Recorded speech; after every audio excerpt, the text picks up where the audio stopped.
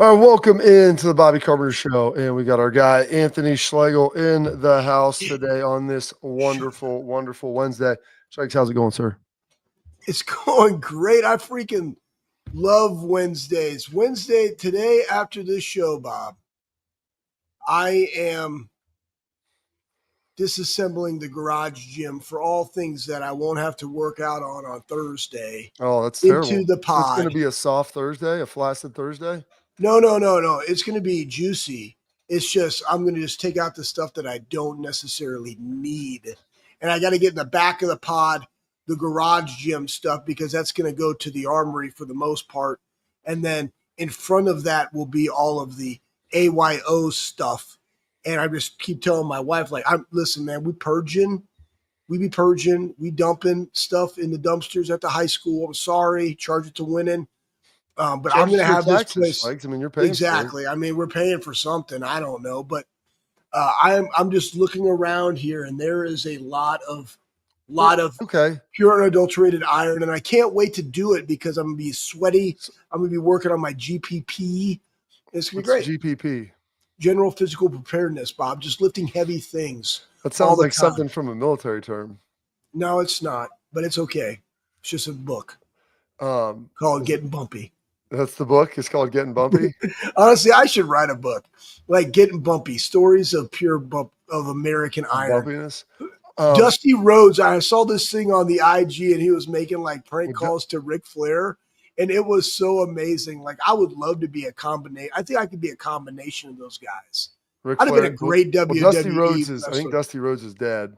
I know, that's okay. His son Cody Rhodes is alive, and he wrestled Oh. Cena at WrestleMania. So, Okay. his son looks nothing like Dusty Rhodes was kind of a bigger dude, kind of Bigger like dude, blonde, like just Yeah. crazy, talk But, with a like, southern accent. yeah. Cody's like super put together, thin, like lean, pretty jacked, but very interesting there. So this is interesting. We talk about the purging, and we'll segue this into football. Don't worry. Ooh. I'll be able to slide that together. But when you talk about getting rid of stuff, like what are things we've been in the same house now for 6 years, and Yeah. before that we were in the same house for 11 to 19 or 10, 11, 11, 19. So about 8 years. And before that we moved Keep a talking. lot. We moved a lot. We did a lot of different things. So I'm trying, like every year we'd go through and there'd be stuff like, I got to go through. I've got like old taxes. They always say you got to keep your stuff for 3 years and different things. So I've got stuff that we'll just throw away. And there's things that I box up and I was like, well, I'll just store this. But I'm just trying to figure out what you would actually, like things that you would throw away. Like you've only Here's something that you're not purging is the Reebok core board. You remember this, Bob? Yeah, you stole that from the Woody. You stored that from the Woody. Did I? I think I Yeah, did. it came from the Woody. I think I did. 100%. Matter of fact, there's a piece of tape on there. It says the property of the Woody Hayes, probably Ohio State Athletics. It's okay. Guess what's not being purged? That guy. That guy's a gem. You're not getting rid of weight equipment, are you? Is this just like general effects at the house? There's like I got like little kid golf clubs in here, and I'm even gonna purge. I'm gonna go back through. This is kind of my mantra. You could probably give those clubs to somebody. You're not just gonna throw those. No, I'm not gonna throw them away. No, I'm gonna take them to the Goodwill or whatever. Or there's like a bunch of little kids down the road, like, hey, you want some golf clubs? Like, here you go, bro. I got all these rubber mats, and I know, like at the high school, they need some stuff to put under the weights because it's been slamming and like kind of ruining. Well, those rubber mats are expensive, dude. You're just gonna give those away? Yeah, I'm gonna charge it to winning. I'm donating them to the high school out of like Goodwill. I mean, I might need one of those slugs. So make sure you save one for the big guy. I actually have. Let's see. I got 1, 2. Those mats are a couple $100 a piece. That heavy rubber. 3, 4, 5. I have 6. I have 6 Ohio State mats that I took from French Field. No, it wasn't French Field House. It was on the other side of where they made the Shoemaker. Remember they had that tiny little weight room, Bob? Yeah. Like this was like years ago. Oh, yeah. I found the 6th best one. I've had them for well over a decade and a half. And they're in my garage gym. Probably keeping those because those were, but you know what, Bob? I'm going to bring you one of those. Thank you. I would love it. Well, because like RJ cleans in the garage because I don't let him clean inside because that would be dangerous. Like we're to the point we're too strong now. It's too heavy. But yeah, I would love to be able to have like that down there for him to bench. I mean, he's on the Nature Stone, but I feel like a nice rubber mat, which is what I used to clean on in our garage, would be great. So you know what I could do? I could probably bring you what we'll do is this, Bob. I'll bring you one of those ones, and I got a bouncy one over here. I'll bring that guy that has like texture on it. So what else are we throwing away? I'm just trying to figure out kids' golf clubs. Like, here's my thing. When you go through and you do a purge, everybody's got a purge in their closet. My thing is this. You still have fat clothes? No, I don't. Okay. I've been lean for a long time. Oh, I know that, but I have a lot of my I went through like 3 stages. I mean, I was like 255, 260, and then I was hanging around like the mid 240s, and now I'm kind of the mid 230s. So I've kind of tapered down the whole time. So I still have some of my big clothes, as I'm hoping that, number one, they're coming back in style. Some of the boot cut jeans and the flare legs, those are on their way.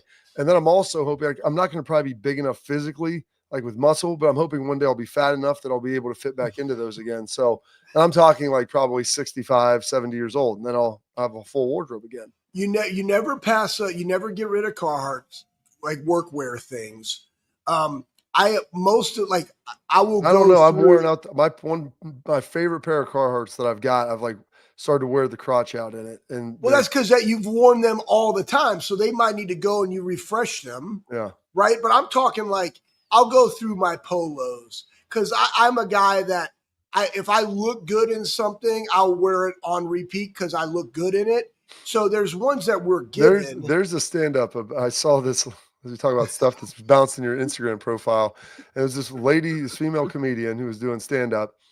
And she's like, women get compliments all the time, which is true. I mean, I compliment my wife very often. I can't remember the last compliment I got. You give them to me usually. But she's like, guys get compliments so little that if you ever tell them, like, I like your haircut, they'll have that haircut for 40 years. You tell them I like him in blue, every shirt they have will be blue. Boom. I like that shirt. You're going to wear it once a week. So true. As you just said that, I was like, well, there you go. It works. It's the facts. My wife will be like, hey, I really like that black Lululemon polo that she's the one that bought it for me. Yeah. So guess what? I wear it all the time. I need a new one. And so I'm going to go through all my polos. And if I don't wear them or they're somewhat like tight, they go to Hunter, right? So like he's going to purge my closet with me. And then he's going to purge his closet because he also likes to wear my t-shirts, right? And I mean, he's a bigger kid now. So it's like, hey, you want these shorts? Like they might be a little bit big. You're going to grow into them. But bigger, like kids are wearing bigger stuff again. The bigger clothes are back. So it's like you can pick what you want. Then I'll have some like shoes. I got a bunch of Jordans, low tops. Like I'm probably going to save those because Sam very shortly will be in those. So it's like those things I'll keep. But if I haven't worn a polo in over a year, or even if it's a tri-blend t-shirt in over a year, it's got to go. And now there's some nostalgia ones. Like I still have some from the, like Sioux City, Iowa, like some type of like bass fishing tournament that my uncle gave me. Uncle Tim, RIP. It's a little nostalgia. I'll keep that shirt, even though it's just like thin as a piece of paper.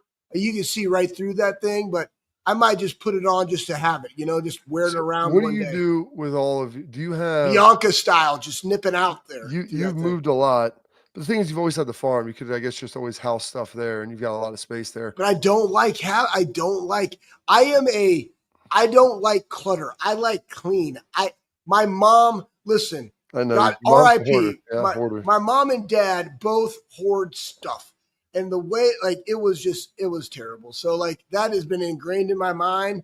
And the way they packed and stored stuff was just so terrible that I am the polar opposite, like fanatical. Everything has a place in its place. If it's not in a bin, you don't need it. It's not just sitting there. Like that's why I want to go back to the bins because I've got, Courtney calls me a hoarder. I have like 4 bins of things, and if I want something out of it, I've gone and got it. But it has like bigger clothes. I've got some of my like awards and things throughout the years that I don't have displayed. I've got, I don't know why. I mean, I've got all my notes and stuff from college and mostly grad school. I have all my NFL playbooks, which they're in a drawer that I can't get open right now. And that's really cool. That's cool.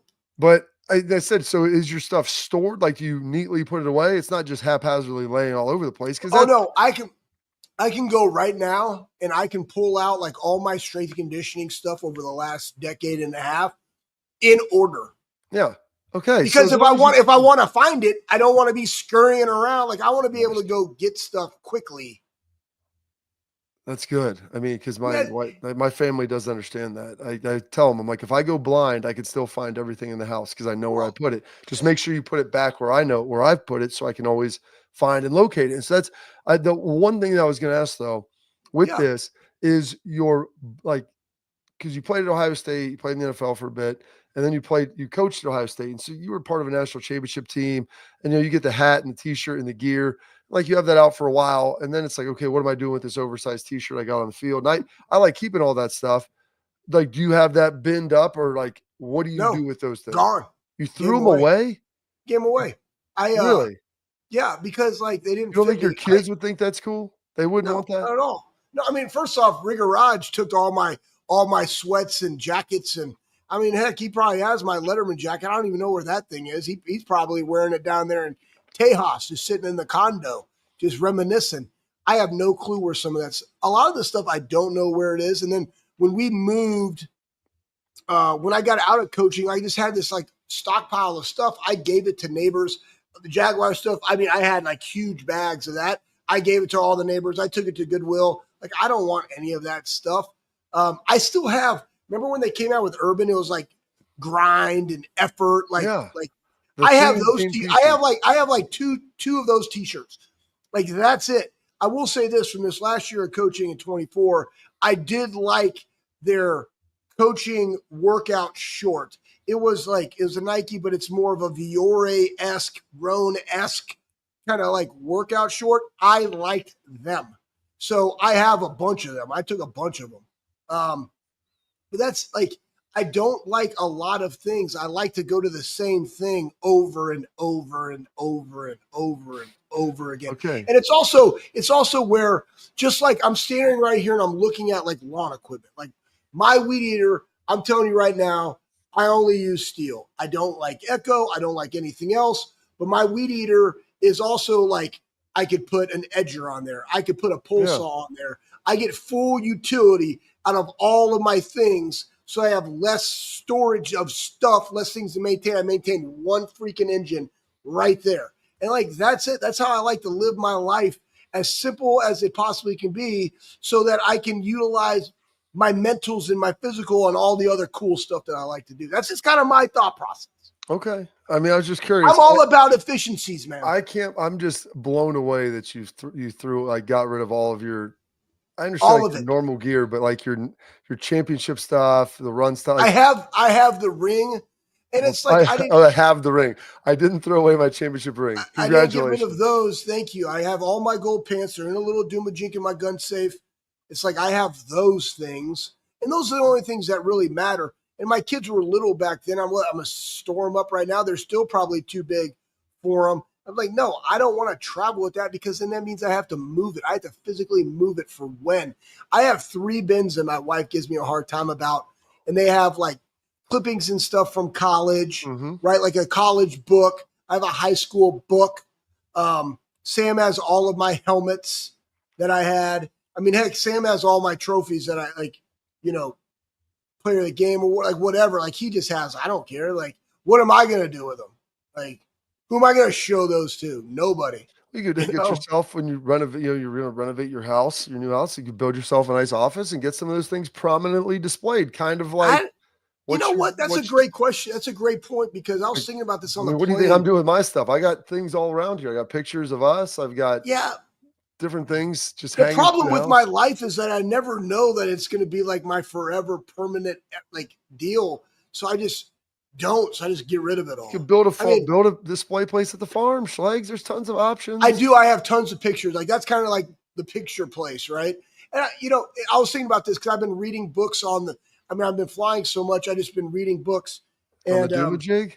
On the Dumajig, and that's the thing, man. Like the Kindle, like all my books are in the Dumajig. Wait, what did you just call? What did you just call that? The Kindle. It sounded like you said like Kendall. Like no, the Kindle. Kindle. No. Okay, there we go. Kindle. We got the Kindle. All right, we got it cleaned up. And I'm highlighting there, but they're not on the shelf. Like I like owning the leather bound books. I do too. But then you got to carry them in your book bag. Yeah, your but backpack. And I'm like, there's a man, it just feel to a book when you're I reading it. agree with you. But it's hard on the plane because like you're flipping it over and I got my pen and it's on my I like to wear my Carhartt t-shirts when I travel because they got the pocket.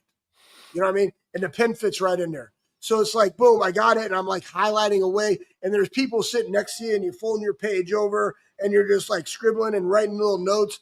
But the Kindle, you got your little magic pen on the iPad deal and you just highlight away, or I can just tap it and drag it. I'm like, man, that's pretty simple, you know?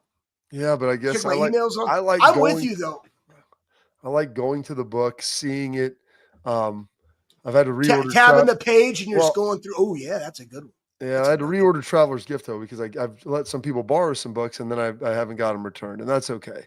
They're doing some good stuff, but I love all of that. The problem is now I've got too many books for my bookshelf, and so they're like getting to be stacked horizontally on top Burn of. them. You're just gonna I'm burn not them? burning them. I watched AJ throw a brand new book away in the airport, walking, finished it, dumped it in the trash.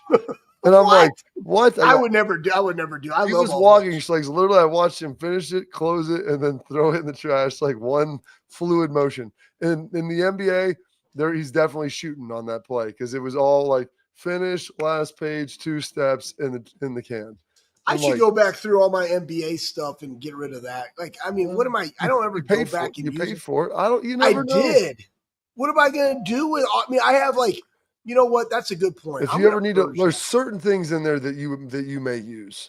And my mom said, I'll probably keep the books. I'll probably keep the books. Yeah. I don't need all my notes on them. They're probably stored in the cloud because I typed them all. Really? I typed everything. Man, I remember one time Mick was like, hey, listen, you got to get your NSC or CSCCA certification. You have a month. Here's a book. I'm like, okay. And I read that thing front to back. It's like 600 pages. And I end up writing 110 pages of notes. I typed them. That's how I can put pen to paper. It's funny. Sam was doing this thing. He's like, Dad, you need to help me make an iMovie on this El Salvadorian dish that he made. I was like, cool, film it. I'll put it together, whatever. And I was like, but you need to write out what you want to say in your opening remark. And he did. And I typed it up for him and put it on like the iPad so he could see it next to his phone as he's making a recording, just to glance at. So you need to read it over and over again so now it can become natural, whatever. And he did it and he kept messing up. And I just basically verbatim, like line for line, just spoke it to him. And he's just like, how did you do that? I was like, bro, this is what we do. But like, that's how my mind has always worked. Yeah. Once I type it, I'm reading through it. I'm taking it. I'm processing it. I'm typing it. I'll read it. It's over. Oh yeah. I can recall that information like this. That's why AJ and I used to always make so much fun of you for taking all those notes in meetings. And I'm like, dude, you don't, which then I started doing that too as I got older because I thought it's important. It was just nice to be able to go back and look at later. That's it. So we got a nice little show today. So how are we tying this back to football? Because NIL? Yeah, to NIL. And there's changes that are going to happen and the things that are being able to move and get manipulated. I spoke with Ross Dellinger on Monday on XM, talking to him about some of the things that were happening, and they're going to hopefully have that house settlement, and that's all going to be done here. The judge should be saying that everything's good on that. And so we'll break down. I want to hear about what's good on that. I want to hear about it. Well, a little bit of that and some different things moving forward, but also some of the NIL stuff with Kirby Smart we talked about earlier in the week that we need to get to. But first, I want to tell you, attention, parents, athletes, protect what matters most with Export mouth guards designed by NHL team Dennis. Export mouth guards are scientifically tested to help absorb those high impact hits. Export mouth guards feature 3 layers of advanced protection, Schlegs, and a patented use of carbon fiber. They 3D print that bad boy right to your grill for more protection, better performance, max comfort, clear communication, so you can focus on the game, not on your gear. Do not take chances with your safety. Go to exportguards.com/Bobby. Save 15% on your order. Export, protect what matters most. More of the Bobby Carpenter Show coming up next.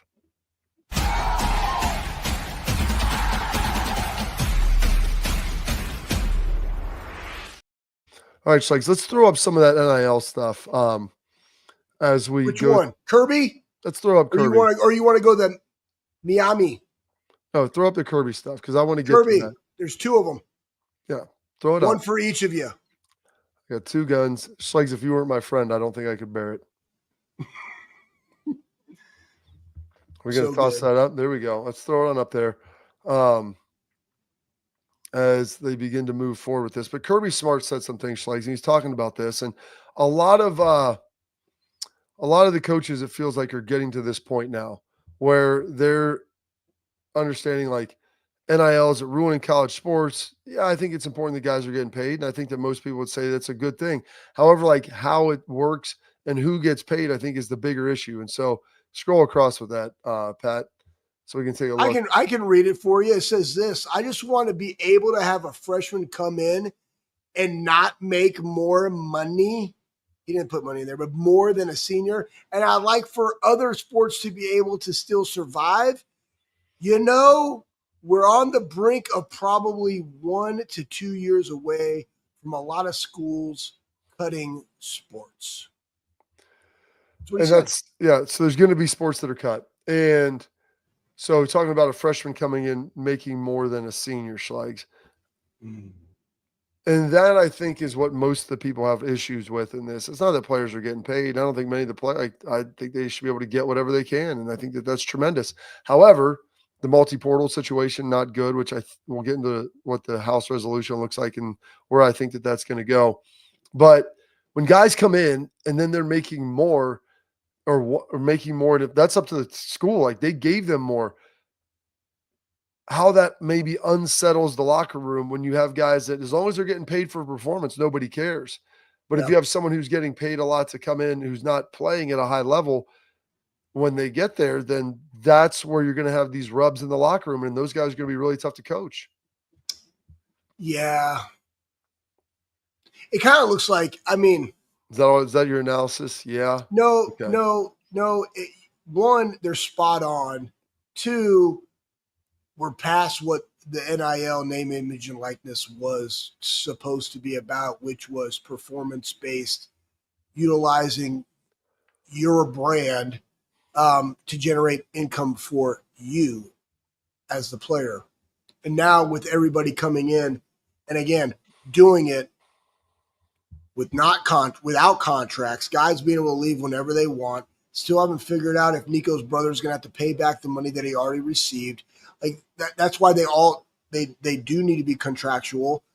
There does need to be a standard, in my opinion, that they at least have 2 years there.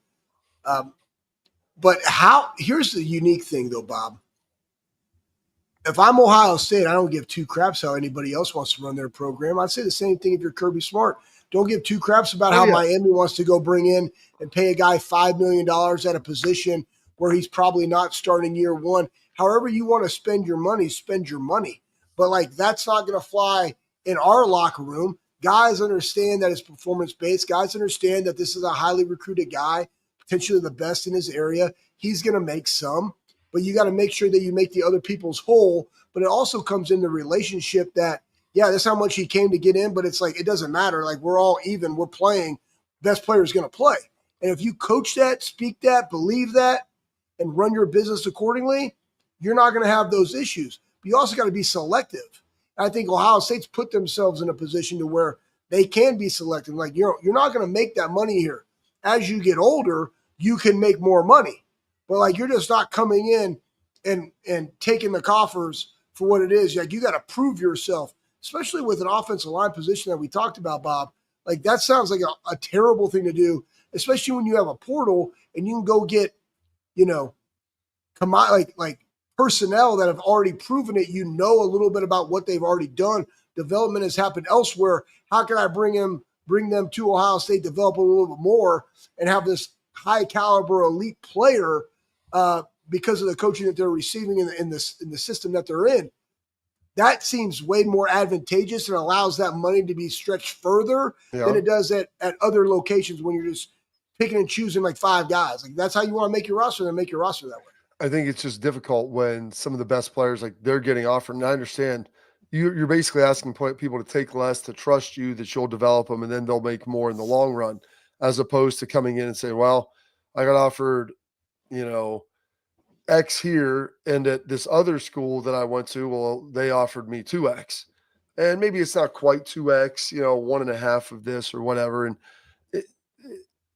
I think you're putting those the players and the parents, you put them in a difficult spot because everybody's financial situation, Slags, as you know, is different. Yes. Some people, I get it. I understand. Like, you have to take the money. We talked a lot about Hero Canoe going to Texas and them saying, hey, they're going to give him $1 million.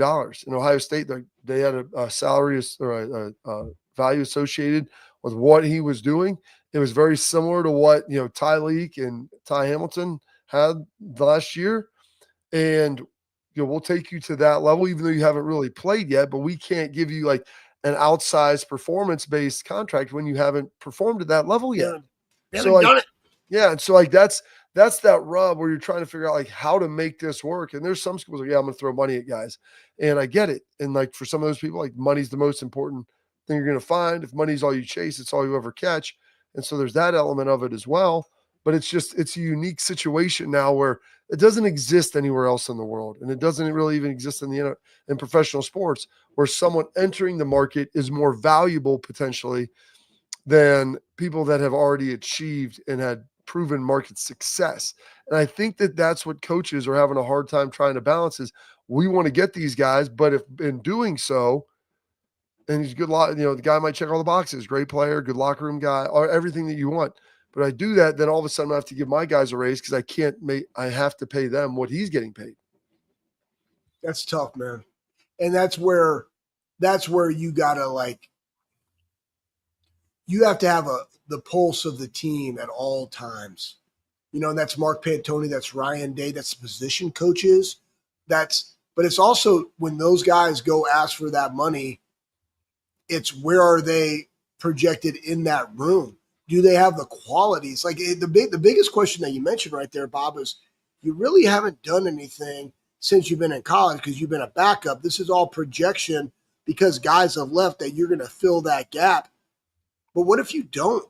And it's also, what if they don't feel like they have the makeup? And the crazy thing is with this, not the caliber, but the time frame of these guys, Bob, can change dramatically year to year. You might have a guy that was not a dog at all. I don't know why I keep using Joshua Perry. Well, because he's a good example because he wasn't. No, let's use Taylor Decker, who's still playing in the NFL. Yeah. I watched Jack Muhort and Andrew Norwell drag Taylor Decker down the hallway with the rope and threw him out of the club, out of the weight room, and just called him everything under the sun. And in terms of the word being soft. And he developed into that. So when you're looking from year to year to year, guys can make great strides physically. They can make great strides mentally. They can develop toughness that you need. And it's like, all right, am I going to bet on this guy that he's all of a sudden going to become the player that he was? Where was he last year compared to the two that we had? That's a big jump. Can he get there? Because if he can make that jump, he's actually worth this. If he can't, he's worth this. And here's where he is now. And it's like, boom. But then you also got that money that could go to other spots of bona fide dudes. You're like, dude, I need that 250, because I got a guy. I got a guy, a dude of dudes over here. And that's just so everybody knows, it's not just, oh yeah, just go give it to him. That money is being allocated and spread throughout the entire team. So it's not just like, oh yeah, you can have it, or here's your budget for your room. It's not the case, man. That's not how it works. Difficult, man. But I tell you this though, Ohio State's done a great job navigating those waters, paying less and getting a lot more. Well, and it starts with the culture and the relationships and the development that's at Ohio State. Gosh, you took me right where I wanted to go. And Will Howard, I did. Him and Jack Sawyer sat down there on Ben Roethlisberger's podcast. Both of them Steelers now, and they talked a little bit about the connection in their locker room and how faith was an important element of that. And I think that that's something that's been driving this team. We'll hear about that coming up next on the Bobby Carpenter Show.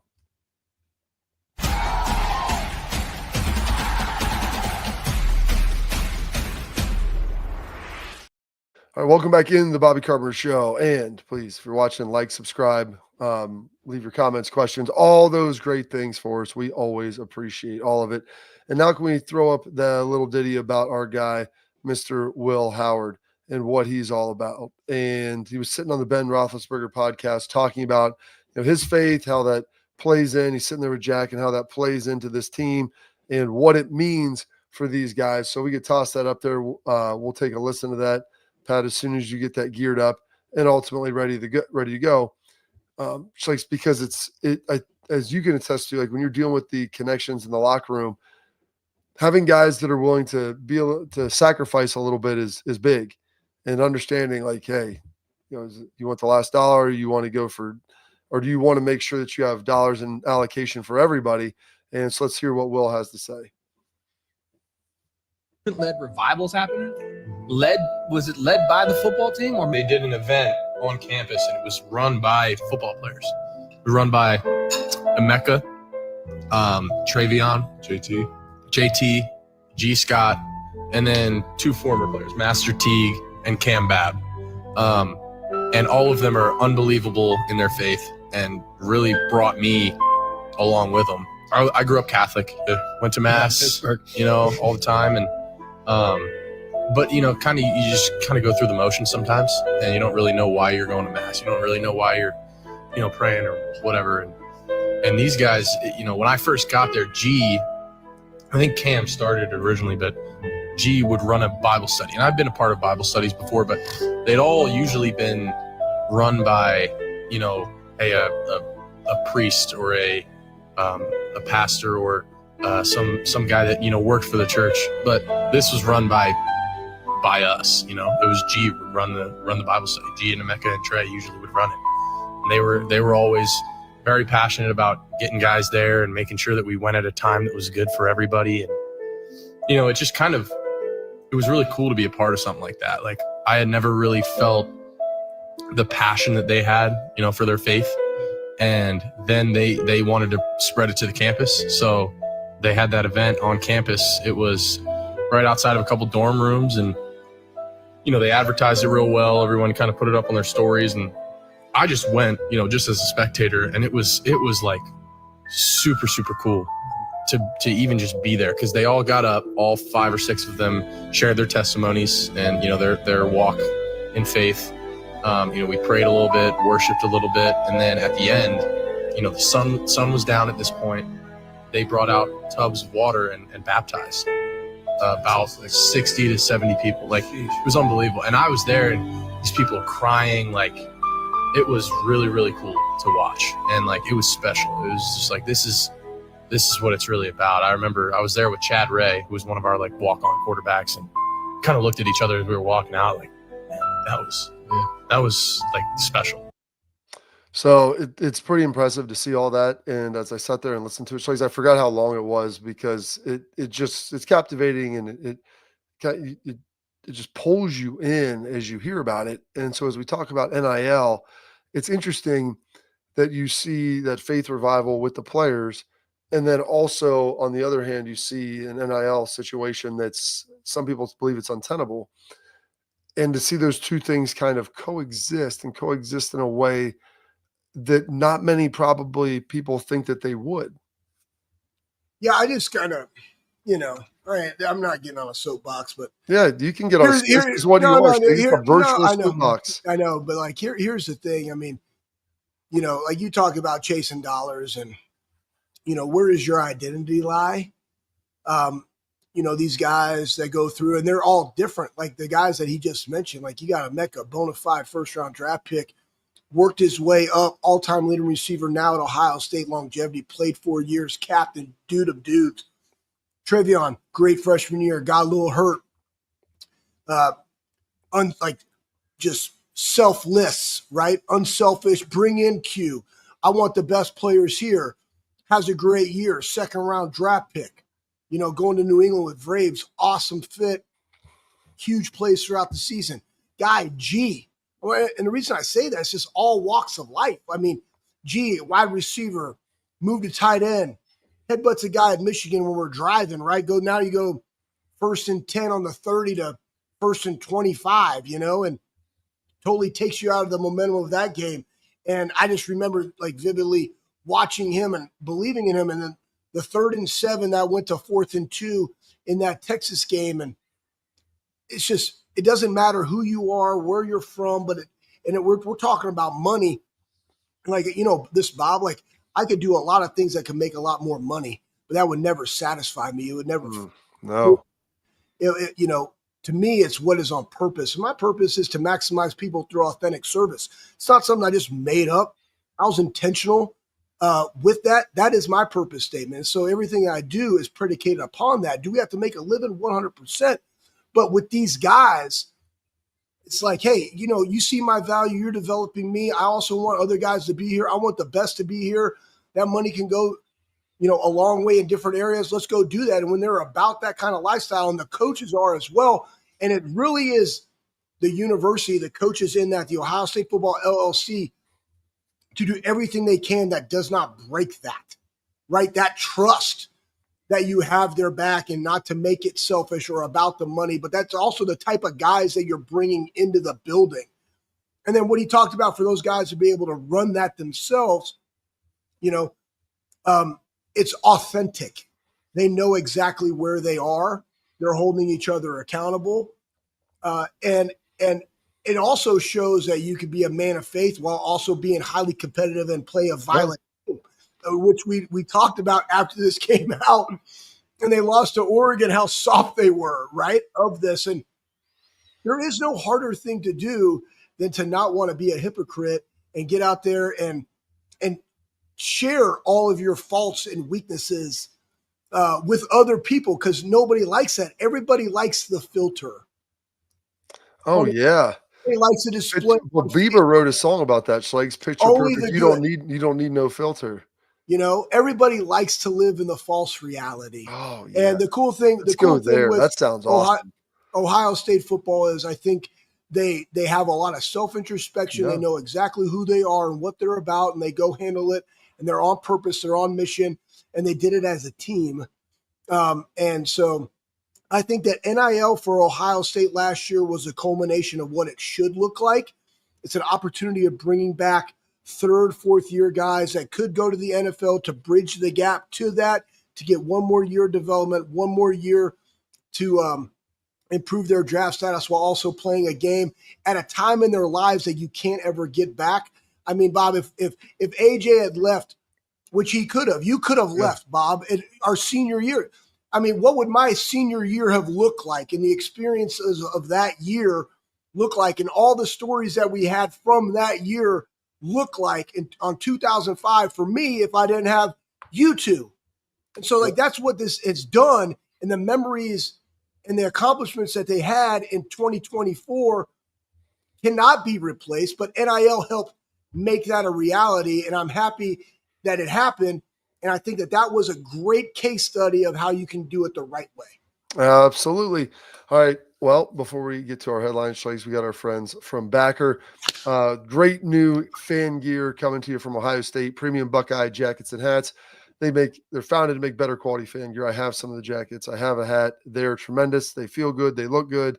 Whether it's the rain gear, cold, the windbreaker, it's all tremendous. It's premium product, and it's going to have a premium price with it. But some of those dollars are going back to the Ohio State student athletes. And here's the good news for you. You got Father's Day coming up, so get something for your dad. It's a great job. I need to put that in my Doomajig Schlegs to text them, because people want the fitted hats. So we're going to see if we can get that going for them. Great features. It's bckr.com, bckr.com, Backer, and use promo code all caps Bobby to get free expedited shipping with your order. That is backer.com. Check them out. Headlines coming up next.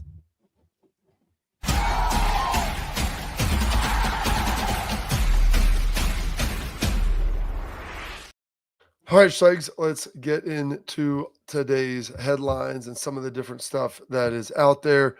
And let's throw up there the Miami, the 5-star NIL deal. And this is something that, Ohio State, they had a guy they were looking at. And really, really talented offensive lineman. Everybody wanted him. You start looking, I think it was Oregon, it was Georgia, it was Ohio State, and Jackson Cantwell. I met him down in when he was at Ohio State. He hired Drew Rosenhaus to represent him during his recruitment. And Rosenhaus is a Miami guy, and he ends up going to Miami, and they got big dollars to be able to pay him. And we've talked a little bit about it. We've alluded to it. Tennessee did this with the tackle last year. Ohio State lost out on. I don't think Jackson Cantwell is going to be playing much as a freshman. He signed a 2-year deal, I think, for like $5 million was reported. Yeah, and so that's a lot of money. Schlegel to be sitting on the bench for a year. Yeah, and so everything that's reported, I think there was something about Ryan Williams getting $205 million. Like, that's false, right? So I think it's somewhere around, even it doesn't matter, 2.5, $2 million a year. That's a lot. And in that statement that he had, it's like, make sure you get in writing, make sure you have the contract, and all those different things. But guys, I mean, like, that's a lot of money when you think about it. Basically paying $4 million for, you know, his second year of production and everything that went into that simply to have him. Now, could he be a mainstay there? 100% he could. But it's kind of like the shoulda, coulda, woulda. And if you look at the $4 million that you're spending over that time, where could we have allocated different resources and things? You know, do we get a guy from Rice? Do we get a guy from, you know, Minnesota that's already proven it in the Big Ten, or somebody that has the size and personality that we want at Ohio State, like the guy from Rice, and how big those dudes are, or even the development of our other guys, so they don't go somewhere else because they think, you know, you're going to now recruit them. So like, guys, that's to me and Mark Pantoni, like, that's why this is a hard deal, and you can't get mad at Ohio State for not pulling the trigger. Oh, I get it, because you got to spend those dollars, like, allocate them, and I don't think it's wise to make those allocations. Our headlines are brought to you by our friends over at Lake Spur Marketing. Lake Spur Marketing is a full-service ad agency built on trust, on strategy, on performance. The Lake Spur team, they're going to shield you and your team from the outside noise, the cold call, all the stuff that you don't want to do, so they can let you do what you do best, which is work on your business. Here's the good news. Their experience, over 100 years in the biz. Lake Spur Marketing eliminates waste. They deliver on budget. They don't chase clicks. They build partnerships. Lake Spur Marketing, the proof is in the partners. Headlines coming up next.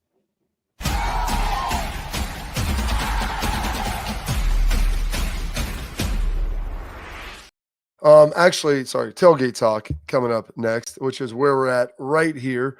And Schlegel, I got one little tailgate talk nugget for you, a question threw in there from the guy Seek, who was asking about Berm and Austin, and I answered some of the stuff on the show. He said, you need to have John Simon on the show, Schlegs. Oh my gosh, that needs to happen. We'll do it. When I get back, we'll just do it. We'll do it like kind of like the stepbrothers saying, like, on the same camera right next to each other. Well, yeah, we can all sit together and we can do a little round table and get that done. That'll be a lot of fun. So, and I know we're up against it. We don't have a whole lot of time here before we wrap up the show. So having John Simon on here, I think, would be a lot of fun. You just got to get John to be candid and comfortable, but not too candid and comfortable, because some of the stuff he might be saying is a little bit of nonsense, but it'd be a lot of fun. Oh my gosh. As well, Pat, we'll save that for the next show with some of that stuff going on. But that's it for our tailgate talk. Schlegs, coming up, you got about 30 seconds to wrap up the show.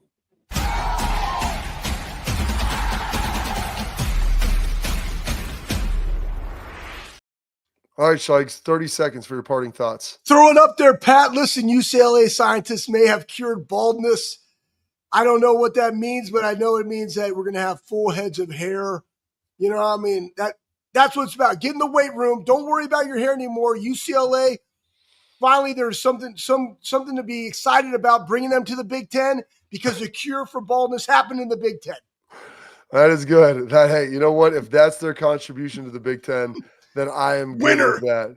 Hey, get the hair back, get it feeling good and full. All right, that's it for today's show. Hopefully, I get a big show tomorrow for you. Maybe AJ joining on the Bobby Carpenter Show.